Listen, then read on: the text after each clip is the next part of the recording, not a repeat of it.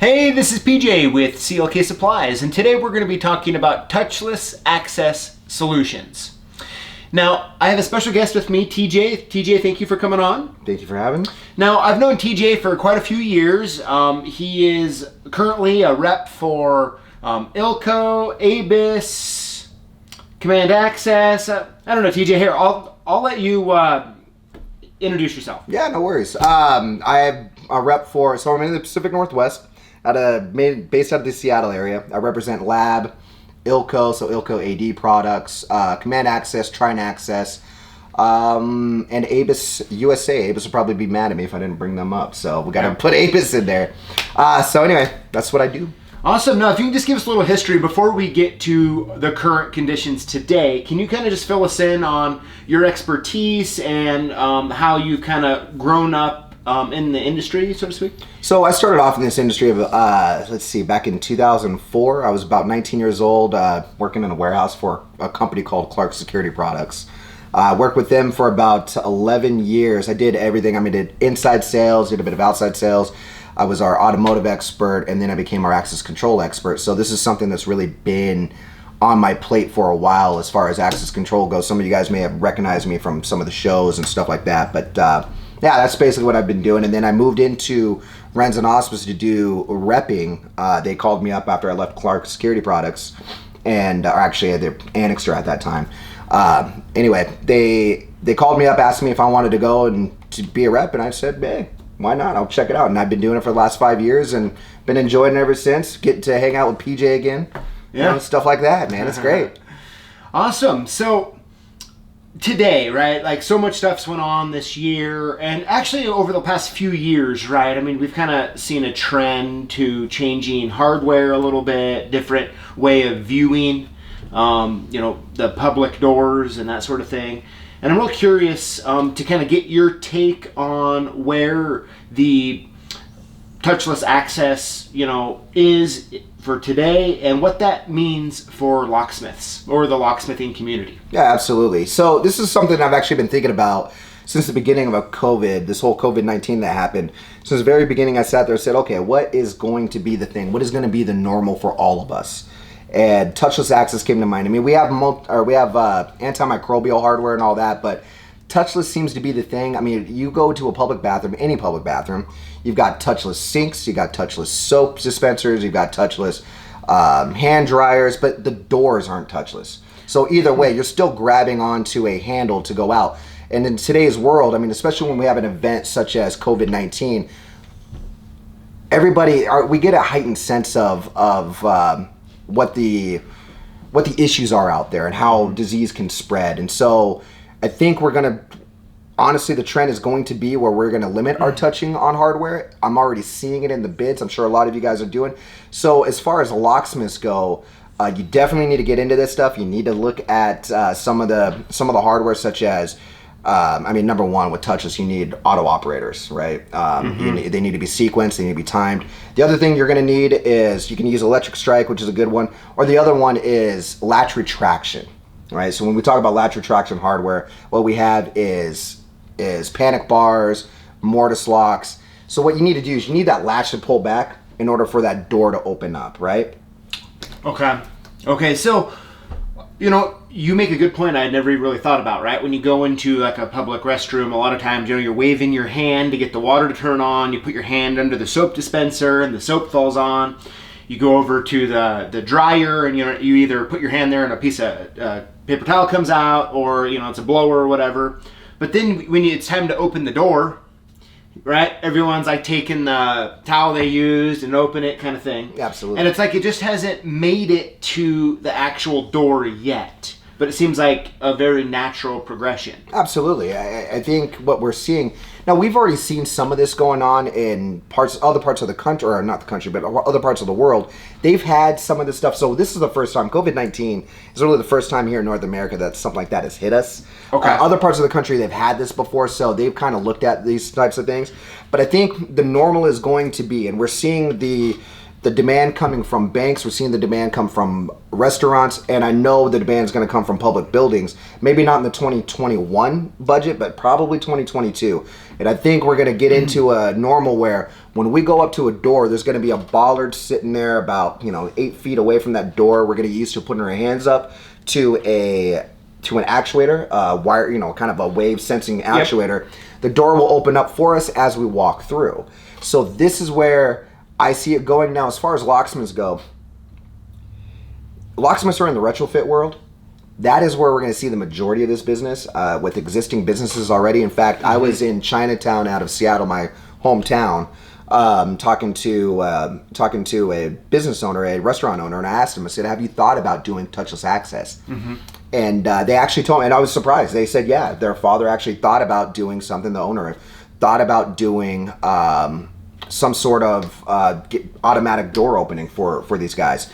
So people are looking at this. It is something that's going to happen. Again, we're seeing bids already have it in there.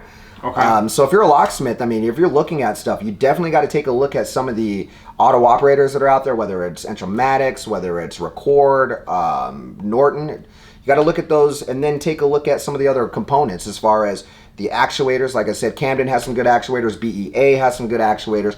And then take a look at latch retraction stuff. Command Access is the leading brand when it comes to, not Touchless Access, but when it comes to latch retraction.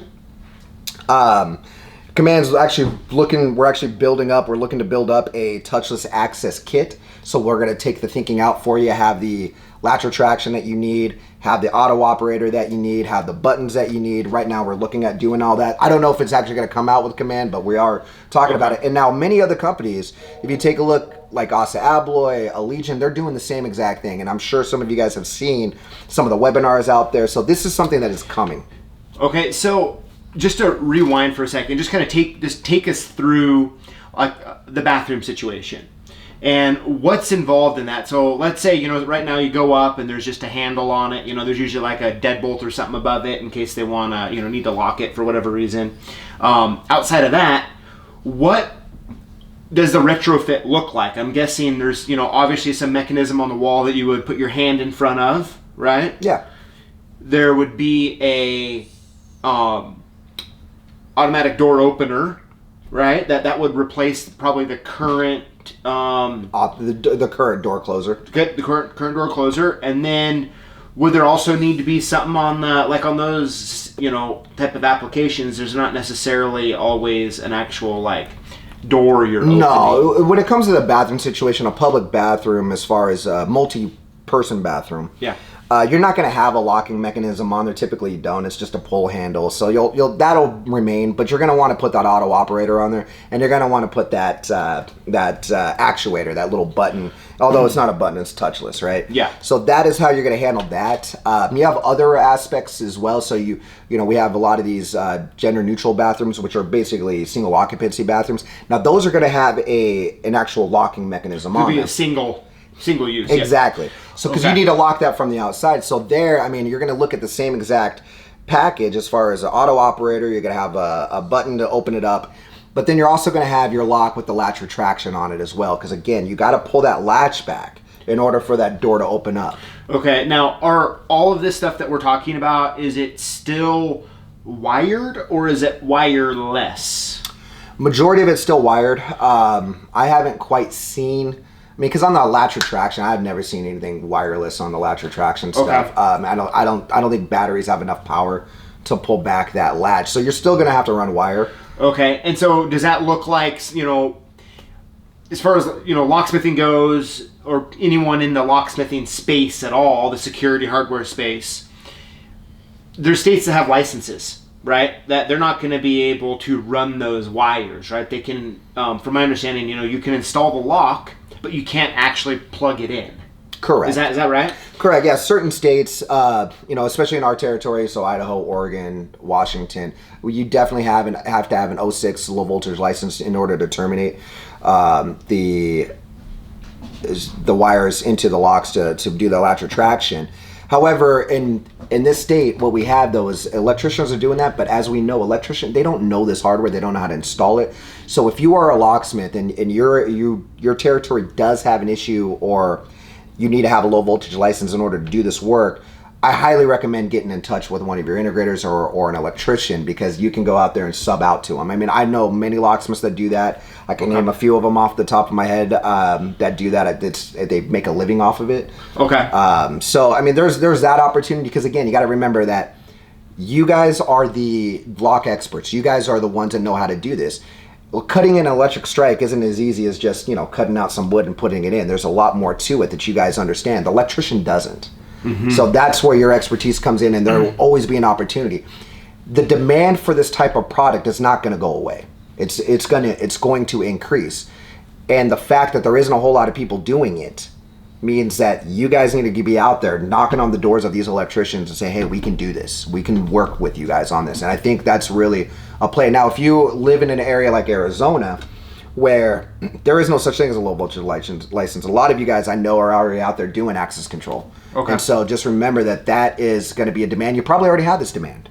Just something that's happening. I think there's opportunity there.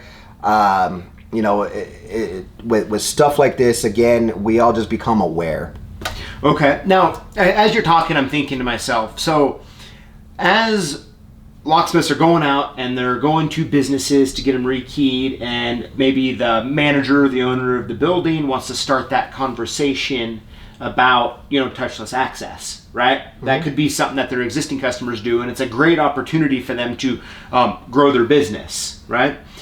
In states that require some sort of a license, do you recommend that they find an electrician that they can kind of team up with, so when they get these opportunities, or what do you think is the best way for them to handle that? You just said it. That is the best way. Team up with an electrician. I mean, you could take a look at getting a low voltage license.